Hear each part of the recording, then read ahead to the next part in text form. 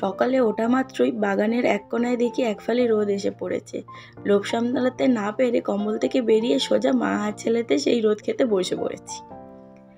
এখন এসেছি পালং শাকগুলো তুলতে। অনেকদিন অপেক্ষা করলাম গাছগুলো যাতে একটু বড় হয়, কিন্তু হচ্ছে না।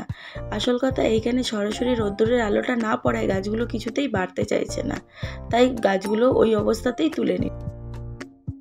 এখন 10:30 মতো বাজে। তিনজনে রেডি হয়ে বেরিয়ে পড়েছি, যাচ্ছি আমার বাপের বাড়িতে।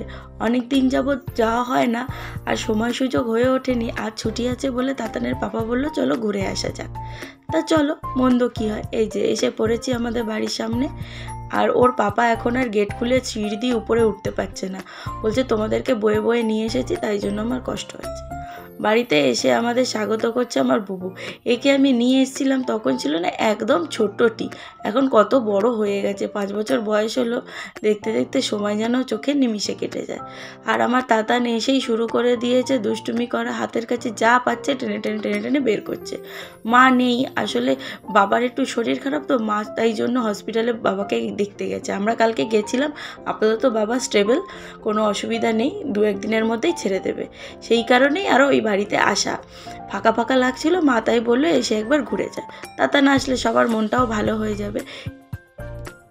ড্রেস খুলতে পারিনি, কিন্তু দুষ্টুমি করা শুরু হয়ে গেছে তাতানের। এটা ওটা যেটা হাতের কাছে পাচ্ছে সেটাই টানাটানি করছে।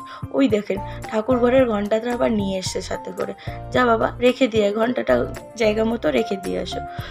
টুকটাক কথা না এখন বোঝে। ও মা, ওর পেছন পেছন এসেছি বলে দেখতে পেলাম। দেখেন কতক্ষণ বাড়ি এসেছি। আমি তো ঠাকুর ঘরে এত সুন্দর ফুল রয়েছে একবারও চোখে পড়েনি। আসল কথা, আমি এদিকটা তাকাইনি জানেন তো। তাতানের পেছনে আসাতেই এটাই চোখে পড়লো। কি ভালো লাগছে দেখুন ফুলগুলোকে। একসাথে এত ফুল দেখলে মনটা যেন জুড়িয়ে আসে, চোখের যেন বিরাট শান্তি লাগে। আমার বড় ভালো লাগে একসঙ্গে এত করে ফুল থাকলে। মা মাঝে মধ্যে নিয়ে আসে আমাকে, ভিডিও কলে আমায় দেখায়, কিন্তু ভিডিও কলে দেখা আর সরাসরি দেখার মধ্যে অনেক পার্থক্য আছে। যাই হোক, কথা বলতে বলতে দেখেন মা এসেও গেছে, আর তাতান হাত ধরে ছুটেছে দিদার পেছন পেছন। এইবার ওদের একটু ভালোবাসা হবে।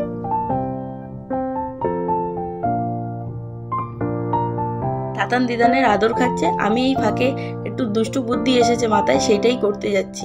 তাতানকে এই চিংড়ি মাছগুলো দেখিয়ে ভয় পাওয়ানোর জন্য। ও মা, ছেলে ভয় পায় না, ওই দেখেন ধরতে আসছে।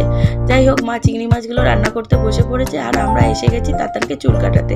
আমাদের ঘরের ঠিক উল্টো পাশে এই সেলুন দোকানটা খুলেছে, যেখানে ভাবলাম যে তাতানের চুলগুলো বড় হয়ে গেছে বলে একটু কাটিয়ে নিয়ে আসি। চুল কাটাতে এসেছে, এত হ্যাপায় পড়তে হবে বুঝতে পারিনি।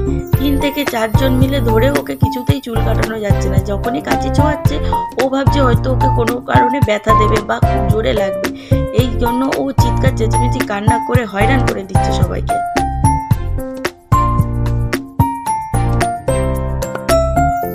ছেলের অবস্থা দেখেছেন, কেঁদে কেটে একাকার, যেন চুল কাটেনি নাকি মহাযুদ্ধে করতে গেছিল, চোখে জল ভর্তি।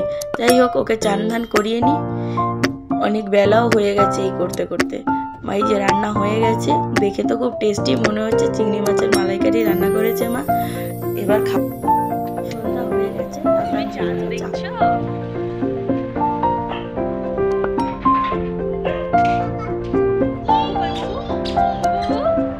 কি অদ্ভুত ব্যাপার দেখুন, 26-27 বছর যেই বাড়িটাকে নিজের বলে মনে করতাম, যে সব কাজ ছেড়ে বাড়ি আসবো, এখন সেই বাড়ি থেকেই যেন চলে যেতে হচ্ছে অন্য কোনো বাড়ি থেকে। কেউ ঠিকই বলেছিল যে মেয়েদের ছাড়া কোনো বাড়ি যেন সম্পূর্ণ হয় না, আর সেই মেয়েদেরই আবার নিজস্ব কোনো বাড়ি থাকে না। যাই হোক, কথাটা শুনতে ইমোশনাল লাগলে বিবাহিত মেয়েরা এটা খুব ভালো রিলেট করতে পারে। এই দেখেন, আমার দুষ্টুটা একটু কথাও বলতে পারে না, এবার বুকুটাকে টানাটানি করছে। আর বুকুটা না ওই চুল ধরে টানে তো বড্ড রেগে যায়, কামড়াতে আসে। এই যে মা টাটা দিয়ে দিল, এইবার আমরা বাড়ি ফিরবো।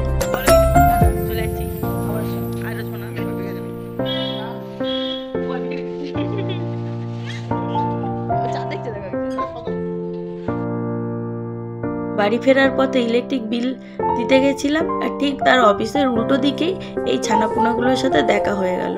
তারা তো আনন্দে আটখানা হয়ে আসছে, আর তাতানও তাদের দেখে মানে ধরে রাখা যাচ্ছে না, ওর ভালোবাসা এত উদলে উদলে উঠছে। ওদেরকে গিয়ে ধরবে, আদর করবে সেই কারণে। কিন্তু রাস্তার কুকুর যদি কামড়ে দেয় বা আঁচড় দিয়ে দেয়, এখনই তো হসপিটালে ছুটতে হবে। তারপরে ওর মারাও এসেছে, যেহেতু আমাদের চেনে না, চেনা কুকুর হলে কোনো ভয়ে হতো না, ওই জন্য ওর পাপা চেপে ধরে দাঁড়িয়ে রয়েছে। যাই হোক, ও কুকুর দেখা হয়ে গেছে। এবার আমাদের একটু মুরগির দোকানে যাব, তারপর বাড়ি ফিরবো। অলরেডি অনেক রাত হয়ে গেছে, দেখেছেন? বাবাও যেরকম, ছেলেও সেরকম, আনন্দ ফুর্তি আর যেন শেষ হয় না দুজন। মুরগির মাংস কিনতে এসেছিলাম, কিনতে এসে এই মুরগিগুলোকে দেখলাম। আপনারা কেউ চেনেন কিনা জানি না, এই মুরগিগুলোকে কালবার্ড বলে। নর্মাল পোলট্রি মুরগির চাইতে 3 ডবল এইগুলো। পাগুলো দেখেছেন? এরা মোটা মোটা। আমি একবার খেয়েছি, অনেকটা না খাসির মাংসর মতো খেতে। ওর মিটটাও না রেড রেড হয়। যাই হোক, এইবার আমরা বাড়ি এসে গেছি।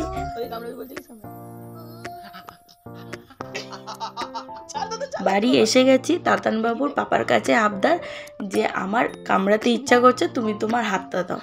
বাবাও ভালোবাসায় ভুলে তাতানের দাঁতের ফাঁকে নিজের হাতটা ঢুকিয়ে দিয়েছে। অমনি দিয়েছে ছেলে একটা কামড়, দাগ বসে গেছে, আমায় সেটাই দেখাচ্ছে। যাই হোক, ওরা কামড়া কামড়ি আদর করুক। আমার ভিডিওটি আমি এখানেই শেষ করছি। ভিডিওটি কেমন লাগলো আমায় অবশ্যই জানাবেন। ভালো লাগলে একটা লাইক করবেন, কমেন্ট শেয়ার করে আমার পাশে থাকবেন।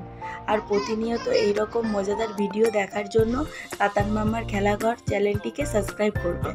Thank you so much. দেখা হচ্ছে পরবর্তী ভিডিও। সবাই ভালো থাকবেন, সুস্থ থাকবেন।